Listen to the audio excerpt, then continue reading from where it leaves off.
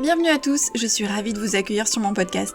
Je m'appelle Audrey Martinez, je suis créatrice de contenu et auteure de romans. Rêve d'auteur est un podcast qui est publié chaque semaine, dans lequel je livre mon expérience et mes réflexions, sans tabou et sans langue de bois.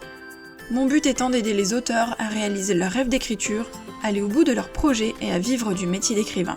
Vous pourrez retrouver de nombreux conseils d'écriture, d'auto-édition ou encore de promotion sur ma chaîne YouTube, sur le site rêvedauteur.fr ou encore sur mes réseaux sociaux et notamment Instagram.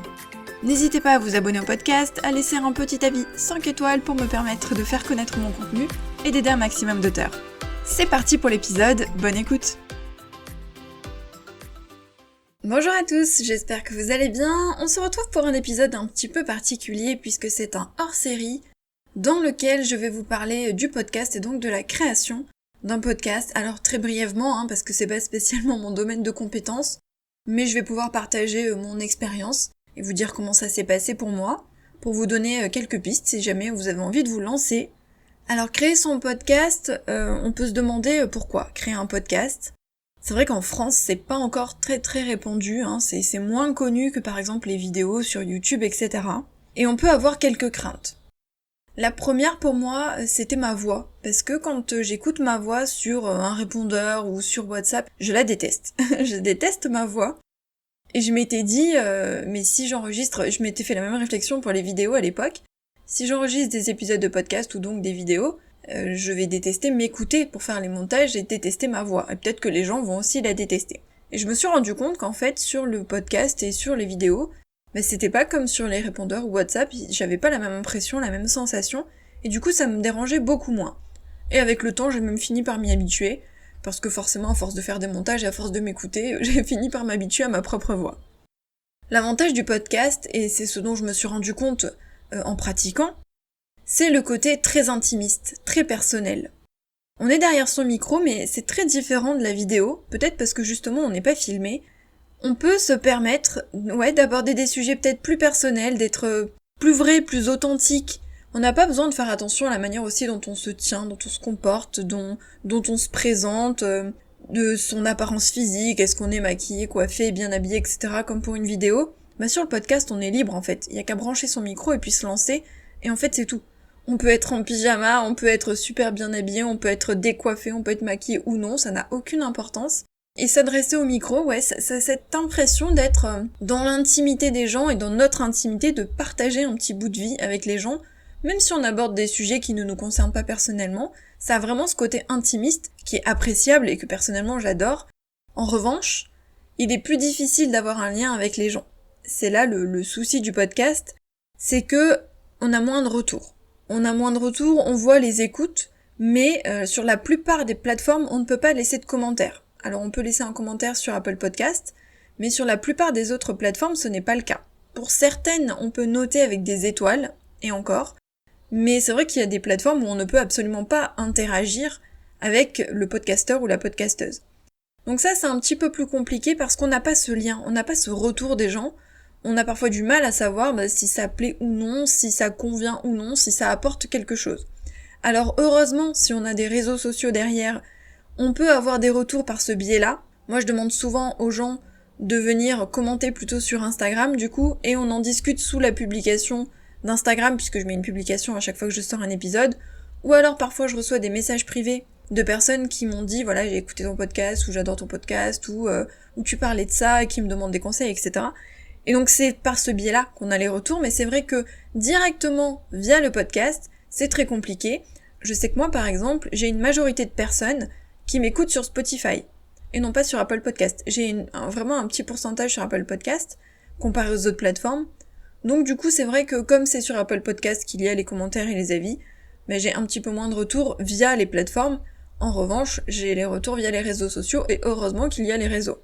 L'avantage pour commencer un podcast, c'est que c'est quasiment gratuit. Alors, on peut même dire gratuit si vous utilisez un micro via votre téléphone ou via votre ordinateur. Maintenant, personnellement, je vous conseille vivement d'acheter un micro. Pourquoi ? Parce que le podcast, ce n'est que l'écoute, et c'est avec la voix. Donc le son doit être nickel, parce qu'il n'y a que ça. Si le son est pourri, s'il y a un écho, si le son est très bas. Moi j'écoute beaucoup de podcasts où parfois le son est minime. Et s'il y a un petit peu de bruit autour de moi, ou si j'ai pas mes écouteurs parce que j'ai mis le haut-parleur, ce qui m'arrive souvent chez moi, eh bien je n'entends rien. Et pourtant j'ai la fonction amplification sur ma plateforme d'écoute, donc j'amplifie le son. Malgré ça, même quand je mets tout à bloc, des fois le son est très bas. Donc il vaut mieux le mettre un peu plus fort, quitte à ce que les gens le baissent ensuite. Mais le son est vraiment très important, donc pour moi il faut investir dans un micro. L'avantage c'est qu'on peut trouver des micros vraiment pas chers. Quand j'ai commencé, quand j'ai fait mon premier podcast, je m'étais dit je ne veux pas mettre plus de 50€ dans le micro. Pourquoi ? Parce que je n'étais pas sûre que ça allait me plaire. J'avais envie de me lancer, j'avais envie de tenter l'aventure, mais je ne savais pas si faire du podcasting ça allait me plaire, si j'allais continuer, etc. Donc je ne voulais pas investir des sommes astronomiques. J'ai juste acheté un micro. Donc j'en ai trouvé un sur Amazon, je vous mettrai le lien dans les notes de l'épisode. Donc c'est un micro nickel franchement que j'utilise depuis que je l'ai acheté. Et il n'y a vraiment pas besoin d'avoir un micro ultra perfectionné. Je pense que tous les podcasteurs vous le diront. Quand vous allez sur les sites, parce que forcément moi avant de commencer j'ai fait des recherches, j'ai lu des articles, j'ai regardé les avis des personnes qui avaient déjà testé le podcasting, j'ai regardé quel micro ils avaient acheté, etc. Et des fois il y avait des micros très chers. Du coup j'ai pas suivi leur avis, j'en ai cherché un sur Amazon. J'ai regardé les commentaires des gens, j'ai regardé leurs avis, voir si le micro était bien noté. Et voilà, je l'ai acheté et j'en suis vraiment très très contente. Et pour le prix, il est nickel. Franchement, il est nickel et le son est plutôt bon. En tout cas, je n'ai eu aucune réflexion sur le son, sur les problèmes d'écoute sur le podcast. Et ensuite, honnêtement, c'est la seule chose dont vous avez besoin et que vous devez payer. Parce que, bon, il faut un ordinateur, évidemment. Si vous n'avez pas d'ordinateur, vous allez être un tout petit peu embêté. Il vous faut un logiciel de montage et d'enregistrement. Moi, je vous conseille Audacity. Il est totalement gratuit et il est super pratique. Vraiment extrêmement simple d'utilisation, bien plus simple que pour les montages vidéo, évidemment, parce qu'il y a moins d'options. Et il est gratuit, il est simple, il est efficace, personnellement je l'adore. J'enregistre directement sur Audacity et ensuite je fais mon montage dessus. Et le montage est très très simple à prendre en main. Honnêtement, je préfère 1000 fois monter des épisodes de podcast que monter des vidéos. Même si je ne fais pas des trucs de fou dans mes vidéos parce que je fais un montage extrêmement simple, le podcast c'est vachement plus pratique, c'est vachement plus simple. Donc je vous conseille vivement Audacity. Et ensuite, il vous faut une plateforme pour mettre en ligne votre podcast. Alors là encore, moi je vais vous parler de la plateforme que j'utilise, mais il y en a plein d'autres et je pense que vous pouvez en choisir d'autres. Il y en a pour lesquels j'ai entendu de très bons retours. Je vous conseille vraiment de faire des recherches. Donc comme je vous l'ai dit, moi j'ai lu des articles, j'ai regardé des avis, et j'ai hésité avec plusieurs plateformes, mais je voulais une plateforme gratuite, encore une fois, parce que je ne savais pas si j'allais continuer. Et le podcast, honnêtement, n'allait rien me rapporter, parce que pour le coup, ce n'est pas monétisé, je ne vends pas de produits dessus particulièrement, et je voulais juste pouvoir partager des conseils, partager mon expérience. Je n'attendais pas de retour sur investissement entre guillemets. Du coup, je ne pouvais pas investir. Par ce biais-là, je ne voulais pas investir. Il me fallait une plateforme gratuite. Je sais qu'il y en a des payantes. Moi, j'utilise la plateforme encore.fm, anchor.fm. C'est une plateforme gratuite qui est très simple d'utilisation. Vous pouvez aussi enregistrer directement sur la plateforme, mais moi je préfère enregistrer sur Audacity, faire mon montage et ensuite balancer sur la plateforme. Après, si vous voulez monétiser, si vous voulez vraiment vendre des produits, etc., ou développer votre podcast, peut-être que ce n'est pas la meilleure plateforme. J'imagine qu'il y en a d'autres qui sont un petit peu plus compétentes sur le sujet. L'avantage de la plateforme, c'est que elle balance le podcast sur toutes les autres plateformes, donc Spotify, Apple Podcast, etc. Vous pouvez accélérer les choses en mettant vous-même sur les autres plateformes et en partageant le lien sur Encore. Donc ça aussi c'est pratique. Donc mon avis sur le podcast, c'est que, personnellement j'adore. Je préfère largement les podcasts aux vidéos ou à tout autre contenu. J'adore le podcast, j'adore enregistrer les épisodes de podcast, ça m'éclate vraiment. J'adore trouver les sujets, aussi parce que j'ai trouvé un podcast sur un thème qui me plaît, qui me convient, donc forcément je suis toujours impatiente d'enregistrer les épisodes. J'adore y réfléchir, j'adore les enregistrer, j'adore les monter. Vraiment, il y a tout qui me plaît dans le process pour créer des épisodes de podcast. Le fait est que c'est en pleine expansion. C'est en train de se développer en France. C'est très très répandu dans les pays anglo-saxons, notamment aux États-Unis. Forcément, comme d'habitude, nous on est un petit peu en retard sur tout ça, sur toutes les nouveautés. Mais le podcast se développe en France, commence à vraiment bien se développer. c'est en pleine expansion, donc je pense que c'est un canal intéressant et qu'il faut s'y pencher. Alors, tout dépend aussi de votre objectif et de ce que vous avez envie. Moi, j'ai envie de partager avec les auteurs, j'ai envie d'apporter mon expérience, des conseils, donc forcément le podcast est intéressant pour moi. Il faut dire que j'adore en écouter, ça fait peut-être 2 ans que j'ai découvert les podcasts, et j'adore ça. J'en écoute quasiment tous les jours, alors quand je travaillais vraiment j'en écoutais tous les jours parce que je mettais un épisode dans ma voiture chaque jour. Maintenant à la maison ça dépend. Souvent j'écoute le matin, pendant que je prends mon petit déj, pendant que je me prépare, etc. ou quand je prends ma douche. Mais c'est pratique en fait le podcast parce que, alors soit vous allez vous promener, vous mettez les écouteurs, soit vous mettez sur le haut-parleur à la maison ou sur une enceinte, et en fait vous pouvez faire autre chose, c'est pas une vidéo, vous n'êtes pas obligé de regarder l'écran, du coup vous pouvez écouter en faisant autre chose. Et moi j'adore vraiment ce format. En plus vous pouvez maintenant trouver des podcasts sur tous les thèmes, que ce soit sur l'écriture, que ce soit sur le développement personnel, sur le sport, sur la lecture, enfin il y a vraiment des podcasts dans tous les domaines maintenant, ou presque en tout cas. Même de culture générale, d'histoire, enfin vraiment sur les séries, il y a vraiment plein de choses.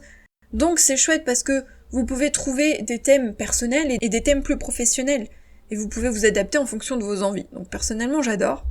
Après c'est une question de feeling aussi avec le podcasteur ou la podcasteuse, c'est-à-dire que sa façon de parler, est-ce qu'elle parle lentement, si elle parle rapidement, si ce qu'elle explique est clair, si la voix vous plaît, enfin voilà, il y a aussi la personnalité qui transparaît à travers le podcast.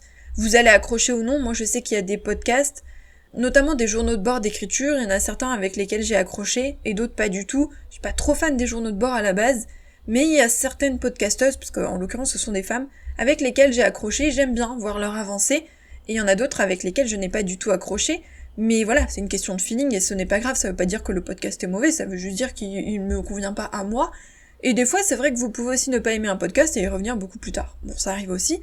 Bref, c'est une question de feeling encore une fois, c'est un peu comme pour les vidéos. Mais en tout cas, c'est en pleine expansion. Vous pouvez les écouter n'importe où, donc c'est vraiment pratique.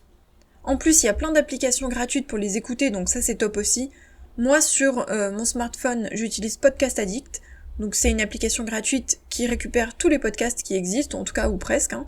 Mais en tout cas, jusqu'à présent, j'ai trouvé tous les podcasts sauf un. Il y en a un seul que j'ai pas réussi à retrouver. Mais normalement, voilà, ils y sont tous. Après, vous avez sur Spotify, sur Apple Podcast, voilà. Bon, il y a plein d'autres plateformes sur lesquelles vous pouvez écouter. Un point négatif, je vous ai parlé de la difficulté d'avoir un lien avec les personnes qui vous écoutent. C'est aussi plus difficile de faire connaître son podcast.